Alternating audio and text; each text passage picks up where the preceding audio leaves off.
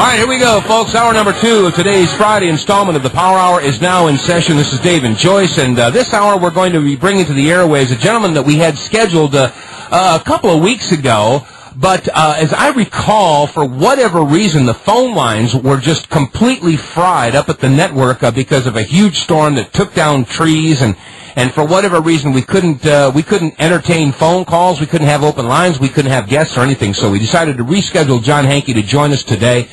John is a researcher. He's been producing videos. We're looking into the JFK assassination, looking into the RFK assassination. That's Robert Kennedy Jr.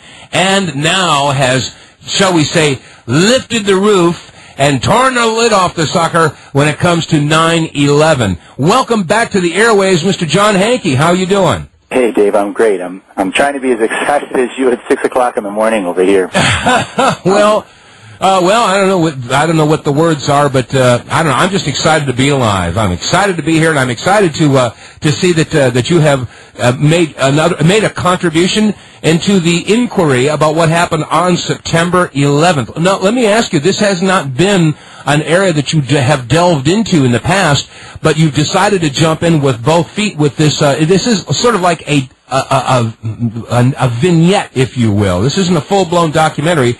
It's about 20 minutes long. How long is this one? I think it's. I wanted to make it like 7 minutes long, and I think it came in at about 16 minutes. Oh. The reason that I made it, I think, has a little bit to do with who I am. I'm the fifth of 6 kids, and I'm used to standing around seeing a bunch of bigger people go after things and do things. Well, your audience may know me, and certainly you do, from the work that I've done on the murder of JFK Sr. and the murder of JFK Jr. And I was very, very busily at work on those 2 projects when 9/11 hit. And when 9/11 hit, I saw immediately what lots and lots of people have seen since about it. You know that it had to be an inside job, that you couldn't put a plane into the Pentagon. And so I dropped everything that I was doing, and all I did was do research on 9/11 for the next 2 years. And over the course of that 2 years, I saw finally, and you know, thank God and all the saints, that other people and very, very talented people and able people were jumping into this thing and doing some really, really great stuff. And I thought, well, geez, should I be making a video just like everybody or like many other people are doing? Can I assist them in what they're doing? As the fifth of 6 kids, I'd look around and see what's going on and say, well, what can I do? And it struck me at that point that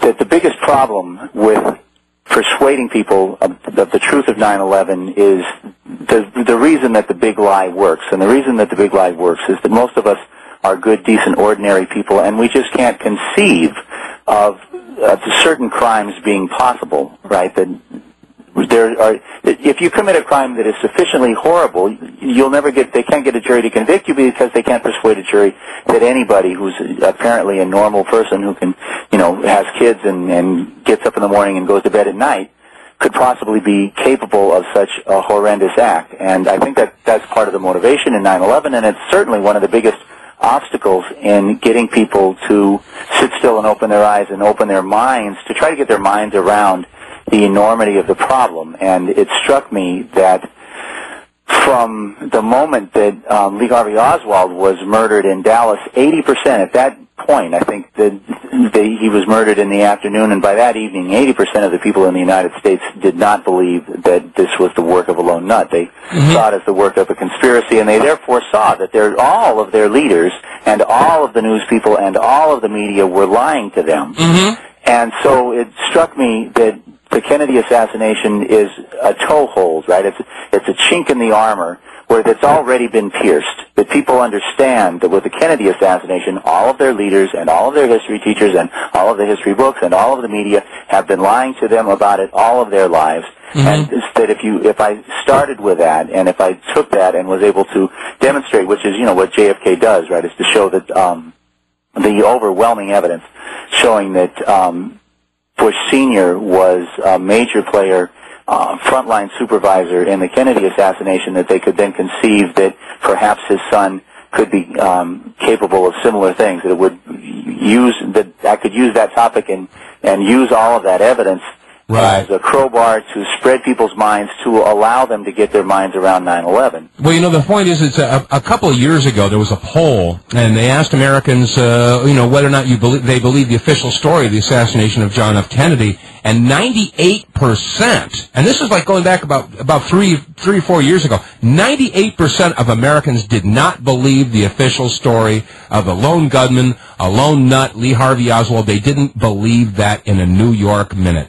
No kidding. I've never seen that statistic. Walter Cronkite said 80%. I mean, I have him on tape saying that the CBS polls showed that 80%. Well, I guess Peter Jennings said essentially the same thing. Well, I think we can agree that the overwhelming majority of Americans don't believe the official story. And I want to back up just a little bit because, we were talking about this attack on September 11th and how heinous this was, how evil, how incredibly callous and inhuman that this is, and people, just can't believe that somebody would be this evil, but obviously somebody was. The problem is that we've all been brainwashed to think that the only people on the face of the planet that are capable of this type of an evil deed happen to wear turbans on their heads and believe in the Islamic faith. But the simple fact is that obviously there are people that are that evil, but this is not exclusive to those of any one particular faith. And as we examine further into the events of September 11th, we start to realize that it couldn't have been the people that have been blamed for it. Well, and actually, I'm a history teacher. That's what I did for the last 20 years for LA Unified. Mm-hmm. As you go back in history, you find out that the same thing is true. That, well, and we could go off down that road if you like, but I was just underlining what you had said. Yeah, no, this stuff has been going on for a long time, and let's go down the road a little bit. I was listening to the radio, and John Robert Kennedy Jr. was speaking, and Robert Kennedy Jr. quoted Abraham Lincoln as saying that, this is right towards the end of the Civil War, and he's up to it in his neck, and he says, well, I'm fighting the slave owners in front of me, and I'm fighting the banks behind me, and I'm more afraid of the banks. Oh, I don't remember hearing that quote. I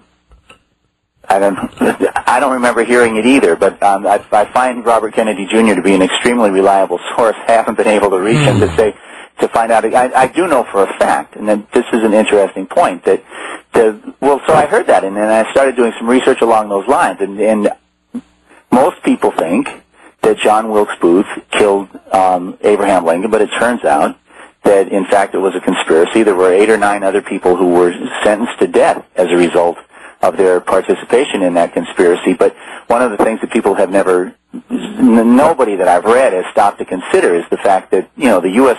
was at war. There were probably 1,000 people who were being paid at that exact moment to murder Abraham Lincoln. How did Booth get access to the booth that Lincoln was sitting in? How was the killer able to get that close without being stopped by somebody? Why wasn't there guards in place, especially given, the atmosphere and the environment that would have demanded that there be 8 or 9 guards standing in front of the door? So there was a stand down, a word that I think is familiar to your listeners. Oh, yeah. And there was never a question raised about it, right? There was nobody who was ever court-martialed or prosecuted for the stand down that took place in Lincoln security. Well, it turns out that the main banker that Lincoln was having troubles with was a guy named Chase, for whom the Chase Manhattan Bank is named. And I don't know what